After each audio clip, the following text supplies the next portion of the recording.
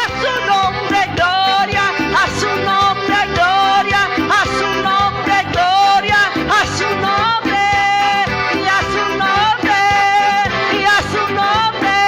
y que vive Cristo a su nombre, gloria, alábale, alábale, alábale, alábale, alábale, alábale, alábale, de corazón, alábale, alabando al Rey. Les saludo, mi querido amigo y hermano. Soy su amigo, hermano y pastor Eduardo Montiel, y queremos en este momento entrar en un tema de la palabra del Señor para, hermano, darle una continuación a los temas doctrinales y bíblicos de vida cristiana que hemos venido desarrollando hace un tiempo en este lugar para traer palabra del Señor al pueblo que está en una gran necesidad de escuchar palabra de Dios genuina y verdadera. Yo he hablado con algunos, otros me escriben y podemos encontrar y ver la grande confusión en que se encuentran algunos que realmente ya no saben qué creer o qué no creer. Ya no saben ni de qué Biblia leer ni de qué Biblia no leer, porque unos salen diciendo que esta Biblia tiene este error, que esta Biblia tiene el otro error, y otros salen diciendo que no es esa la que tiene los errores, que los errores están en otra. Y entonces todo esto lo que hace es que colma a las personas a tal punto que entran en un espíritu de confusión donde ya casi no se sabe, donde ya casi ellos no tienen la seguridad ni mantienen la confianza de que lo que están haciendo delante del Señor es lo que Dios quiere que se haga. Pero quiero llevarte así sin más preámbulo al libro de Tito, en el capítulo 2 del libro de Tito, y el versículo, hermano, el versículo 11, donde la palabra del Señor nos habla y nos dice de la siguiente manera. Dice: porque la gracia de Dios se ha manifestado para salvación a todos los hombres, enseñándonos que renunciando a la impiedad y a los deseos mundanos, vivamos en este siglo sobria, justa y piadosamente, aguardando la esperanza bienaventurada y la manifestación gloriosa de nuestro gran Dios y Salvador Jesucristo. Dice: quien se dio a sí mismo por nosotros para redimirnos de toda iniquidad y purificar para sí un pueblo propio, celoso de buenas obras. Bendito y alabado sea el nombre del Señor. Qué interesante cuando leemos esta porción de la palabra y vemos que el apóstol Pablo le habla a Tito y le da las instrucciones de las enseñanzas de la palabra, y siempre el apóstol Pablo va alentando a aquellos líderes que están trabajando con él, que están llevando el evangelio y que están dándole palabra también a la iglesia, a los lugares donde ellos estaban pastoreando y predicando la palabra del Señor. Pablo el apóstol habla acerca de renuncia, él habla acerca de que Jesucristo es, hermano, nuestro gran Dios y Salvador.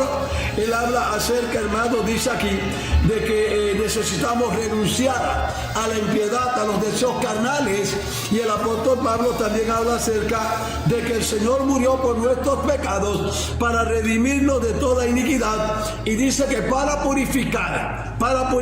dice él, para sí un pueblo propio celoso de buenas obras delante de la presencia del Señor y delante de los hombres. Entonces el apóstol Pablo estaba claro en el hecho de que, aleluya, no es sencillamente el hecho de que recibo, de que acepto al Señor, de que creo en su palabra y sencillamente ya terminamos ahí. Nuestro nombre es escrito en el libro de la vida y sencillamente esperamos el día que nos toque partir y entraremos de esa manera, hermano, en el reino de los cielos. Pablo el apóstol va mucho más allá para que la iglesia del Señor pues pudiera entender lo que tiene que ver el concepto de la gracia en los días de que estamos viviendo, en contraposición al concepto de la ley del Antiguo Testamento, en el que él y todos los demás de su época habían crecido y habían servido al Señor. Entonces es bueno que nosotros comencemos a entender y a darnos cuenta de que no es lo mismo, de que no se maneja de la misma forma,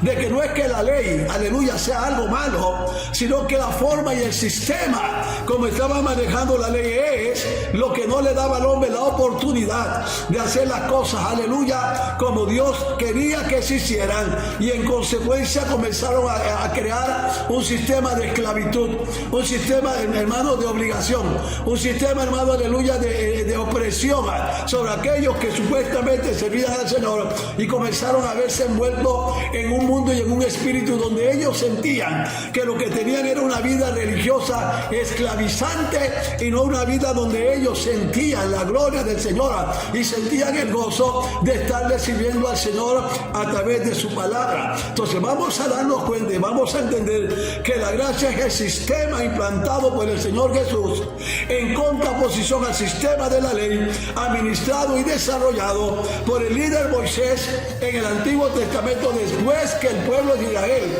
sale de la esclavitud, 400 años esclavo en Egipto. Entonces hacen un gran pacto con el Dios Todopoderoso en la falda del monte Sinaí, y ahí vemos entonces donde comienza el Señor a darle lo que conocemos como el decálogo y la base del pacto en sí. Ahí estaba la esencia de lo que es el pacto del Antiguo Testamento, en ese decálogo, o lo que conocemos como los 10 mandamientos. De ahí comienzan a desprenderse una serie, hermanos, de enseñanzas, de verdades de la palabra, hermanos, de forma de vida, de forma de gobierno, aleluya, en el pueblo del Señor, que ya no es, aleluya, es, hermanos, democracia, ni es ningún otro concepto de derecha, ni es un concepto marxista, leninista, no. Estamos hablando del concepto de la teocracia, donde es Dios quien gobierna, donde es Dios quien dice qué se hace, cómo se hace y hacia dónde camina el pueblo del Señor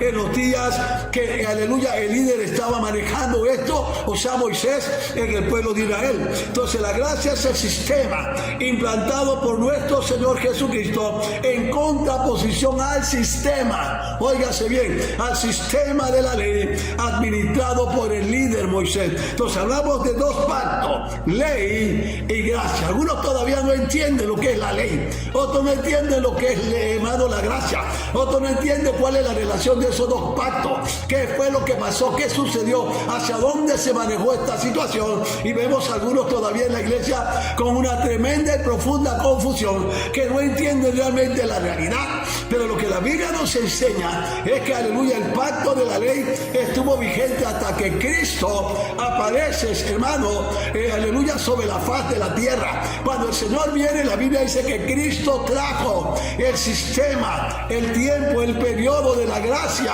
para que los hombres ahora, hermano, fueran tratados y fueran desarrollados y vivieran delante del Señor en otro sistema de vida con relación a lo que es correcto o incorrecto delante de la presencia del Señor. En el libro de Juan, capítulo 1, voy a llevarte ahí, no me cierre la Biblia, manténgala abierta y compruebe con su Biblia que lo que enseñamos aquí es verdad. En el capítulo 1 del Evangelio de Juan, en el versículo 17, dice la palabra del Señor, y lo dice con toda claridad. Él dice, pues la ley por medio de Moisés fue dada, dice aquí. La ley se le dio al pueblo por medio de Moisés, pero dice, pero la gracia y la verdad vinieron por medio de Jesucristo. Entonces terminó la ley,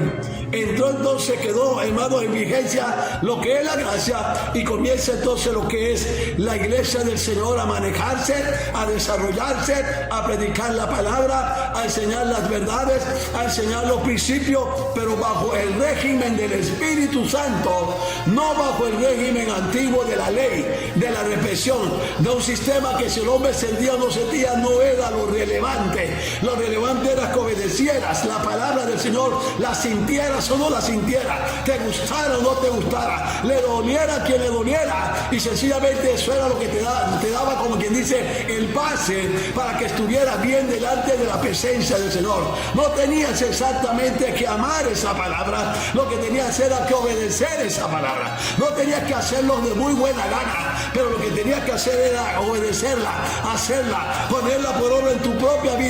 porque Cristo, aleluya, estaba pendiente para, aleluya, traer lo que es la gracia. Hoy, mientras estaban en la ley, sencillamente vivían bajo ese régimen, y cuando el Señor Jesús entra en el mundo, Él comienza a crecer y nació en ese régimen, y por eso usted ve que el Señor iba a la sinagoga, Él guardaba el sábado, Él no comía ciertos alimentos, porque estaba bajo ese mismo régimen, o ese mismo sistema, hermano, opresivo, religiosamente hablando, en el que estaba viviendo el pueblo de Israel Israel hasta esos días. Eso dio lugar a que muchos líderes religiosos, hermanos, inventaran, crearan falsedades, lo que el Señor le llamó carga pesada, que ellos ponían sobre los hombres, pero ellos ni con un dedo, dice la Biblia, se movían para manejar esa carga. Era una imposición a aquellos que estaban bajo supuestamente el cuidado de estos líderes, pero ellos por sí no movían nada, no hacían nada, reprimían, querían caer sobre el pueblo.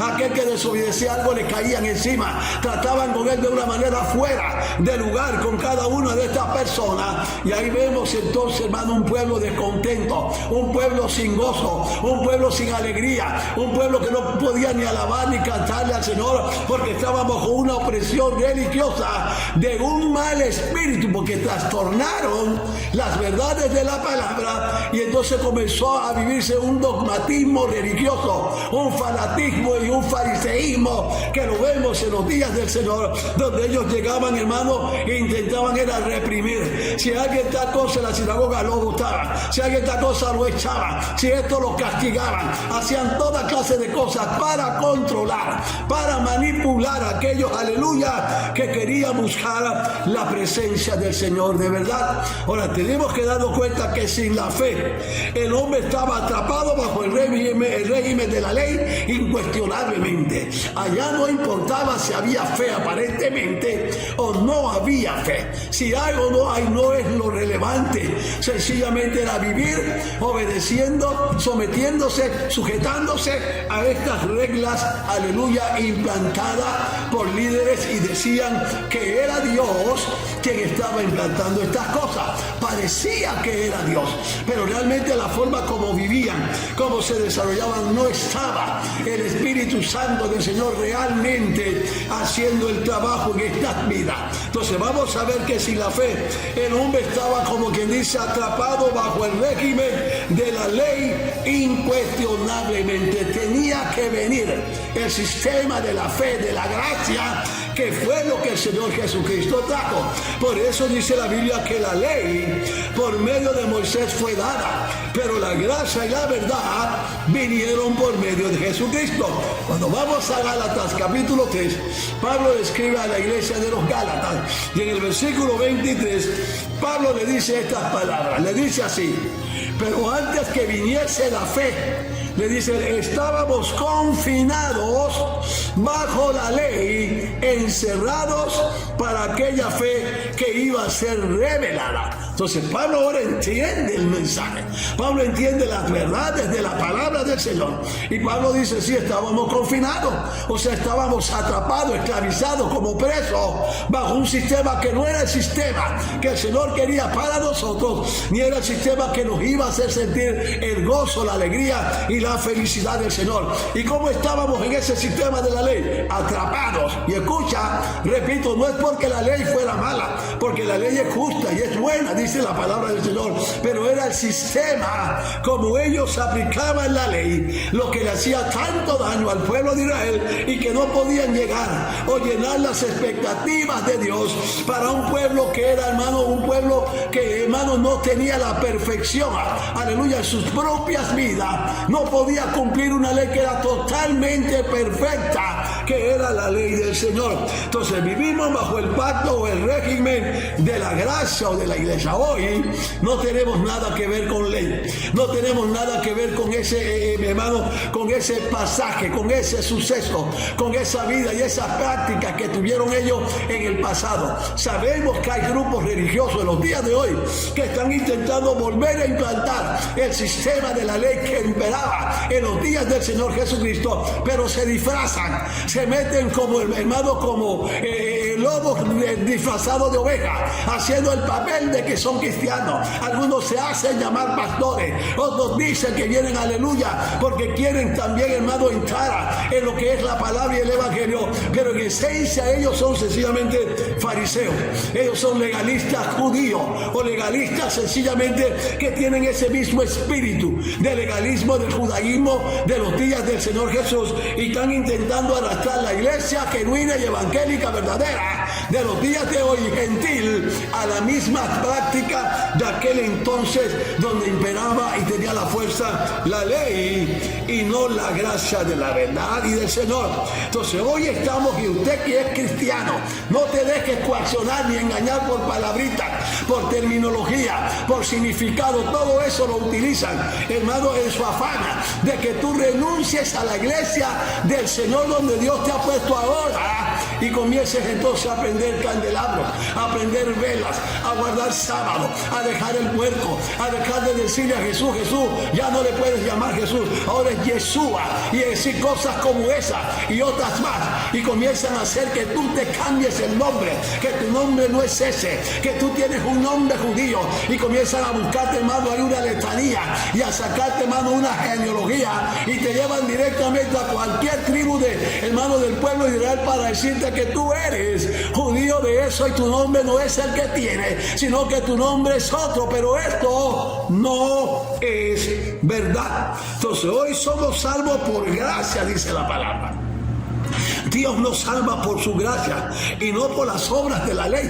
por cuanto por las obras de la ley nadie, dice la Biblia, puede justificarse delante de la presencia del Señor. Entonces la palabra de Dios es amplia, la palabra de Dios es, hermano, tremendamente poderosa y tremendamente reveladora para estas alturas que nos estén echando cuentos extraños grupos religiosos que jamás han sido bautizados con el Espíritu Santo ni han hablado jamás en lengua, que tienen el mismo espíritu dogmático, pero ese espíritu no puede llevar al hombre a la presencia del Señor y mucho menos lo puede hacer salvo. Entonces somos salvos por gracia.